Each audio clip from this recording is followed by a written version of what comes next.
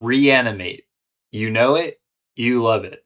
Probably the best reanimate spell that'll ever be printed. Like, yeah, obviously, Breach the Multiverse would be better if it cost 1 black mana, but we live in the real world, and that's not really how cards are gauged. But yeah, reanimate. Get a guy from any graveyard, lose some life, all at sorcery speed for 1 black. Pretty good. Ostensibly, the life loss is meant to offset the low mana cost of the spell, which would I suppose insinuate some version of reanimate without that clause would cost more mana. So what then is the going rate for putting a creature from any graveyard directly onto the battlefield? In trying to answer this question, I learned a lot about various cards that do such things, as put creatures onto the battlefield from any graveyard, and other such awesome banalities. Join me as I elucidate these findings to you, the viewer. If the question I was trying to answer was, what is the going rate for putting a creature onto the battlefield from your graveyard, I'd say 4, because I have a passing familiarity with hit card Zombify. But Zombify, Reanimate is not. That any clause makes it a strictly better effect, save in the case you're playing against #1 invert polarity enjoyer in your local area or something. How often will it matter? Probably not much, as crazily enough, building around stuff hitting your graveyard is a much more consistent game plan than building around good stuff going to your opponent's graveyard, but regardless, the effect is technically kinda sorta strictly better. So one would expect the answer to be 5 mana, right? Or at least throw some more black pips on there. But spoiler alert, the black card that just reads, put target creature from a graveyard onto the battlefield under your control, doesn't exist at any mana value. There are, obviously, cards that do that, like Reanimate, but they never do just that. So without further ado, here's a bunch of cards that do the good half of Reanimate and something else. Starting with mono black, you of course have your other staples: Animate Dead, Necromancy, Dance of the Dead. The kind of stuff you'll see in like Commander and basically nothing else. Too strong for a standard reprint, way too strong for a standard reprint. But ultimately, it's just not Reanimate. But there's of course some wackier stuff. Yawgmoth's Vile Offering is 4 into black, with the humongous downside of being a legendary sorcery. Hilariously unabusable card. 5 mana and you need another legendary creature on the battlefield before you can even think about reanimating anything. It destroys a creature or planeswalker, which is nice, I guess, but to add insult to injury, it exiles itself in case you even thought about double dipping on value with this thing. As far as just reanimating is concerned, Vat Emergence is the same mana cost as Yawgmoth's Vile Offering, to get the good half of Reanimate and to proliferate. From the Catacombs, same cost, but you get the initiative, but the creature you get back exiles if it dies again. You get a bit of recursion with Escape, and some awesome synergy with Scavenging Ghoul, because you get to put a corpse counter on the creature you get back. Rise of the Grave, 4 and a black to do good half of Reanimate text, but the creature is now a black zombie in the event it was neither of those things before. Endless Obedience is 4 and 2 black, but it has Convoke. Hooray. Path of the Schemer is 5 to have everyone mill 2 before you get your creature, which is also an artifact now. Then you get to vote either Planeswalker of Chaos Ensue if that's something you're into.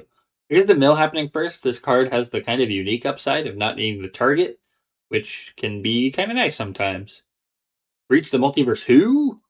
Too weird. Let's get back to the Necromantic Summons. 4 and a black to do Reanimate, but the creature is bigger if you have instants or sorceries in your graveyard. Not a whole lot bigger, but I'm sure it won some games in Limited. Beacon of Unrest is a little bit more restrictive at 3 and 2 black, but it can also get you an artifact, which is pretty weird in mono black, and it shuffles itself back into your library, so you might get some value out of it later. Of course, there's Fated Return, which is a whopping 7 mana, 3 of which are black pips, to do Reanimate, but the creature is indestructible now. Plus, if you do it on your turn, you get to scry too. The real upside to this card is that it's an instant, unlike basically every other card I've talked about. But I don't know, scry just seems like a lame upside comparatively. What do I know? Shout out to the Cruelty of Gix, which, if you squint your eyes and cover like 80% of the card, is sorcery speed, no downside or upside, reanimate from any graveyard. But if you kind of look closely at this thing, you'll see it does a bunch of stuff that isn't that. So it's disqualified. There are also, of course, creatures and enchantments that let you do the reanimate effect repeatedly or with some sort of condition, but that's kind of outside the scope of this video. There's also a few of these that aren't just black. Extract from Darkness, it does what Path of the Schemer does with the 2 mil, but it doesn't do the plane chase stuff, and the thing you get back isn't an artifact now. And it has a blue in the cost instead of just the 1 black. Like Schemer, because of the mill, it doesn't target. Too Greedily, Too Deep is a nice little reanimate board wipe for 5, a black, and a red. Definitely on the more interesting of these salt and pepper reanimate variants. Grave Upheaval is also in Rakdos, this time 6, to get a creature, and it gives haste for some nice immediate combat or type utility value. It also has basic land cycling in case you get stuck with it too early, which is a nice touch. That's really an element most of these expensive 5 plus variants are missing, that alternative value. Like, none of these cards do anything with, like, a Rest in Peace or something on the field, or like your opponent has nothing of note and they incidentally bog you, or like whatever. This one, at the very least, is like, hey, you can get a basic, which IMO makes it a real chiller. Speaking of alternative value, Breaking and Entering is a fuse spell, the reanimate side of which is the same as Grave Upheaval, 4 an Arachdos into a hasty creature.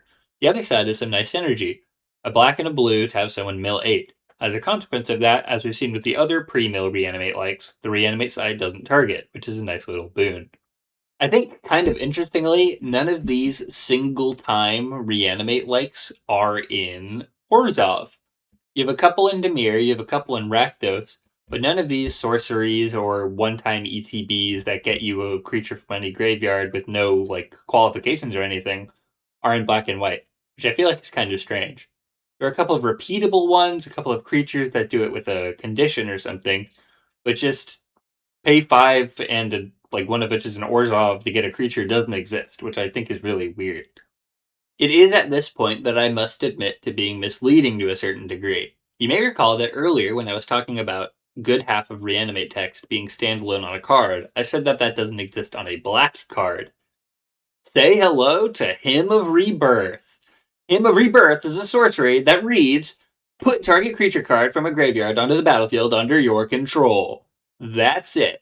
For the low cost of 3 generic, a green and a white, you can cast Reanimate with no downside and no tacked on bonuses, like milling 2 or going to the Hedron Fields of Agadim or whatever. Just a good, honest, good half Reanimate text. This card has been printed in exactly one set, Ice Age, and while it's not on the reserve list, I'd be very surprised if it ever saw a reprint. Maybe one day, if only we could be so lucky. So what have we learned? Reanimating one creature is kind of a tricky thing to get right. You either make the effect too cheap and it's completely busted, or you make it too pricey, and even with upside the card ends up being mostly kind of underwhelming. The going rate for the reanimate from any graveyard effect in the modern day seems to be around a mana cost of 5, with pricier variants having, in theory, more dramatic upside, though of course not always in practice. However, because basically every version that costs 5 also has an upside, I guess you could argue for the effect costing like 4.5 or something like that. We've also learned that reanimating a single creature from any graveyard with no other conditions on a non-permanent was actually initially a green-white effect. That's right, Reanimate was a color-shifted spell all along.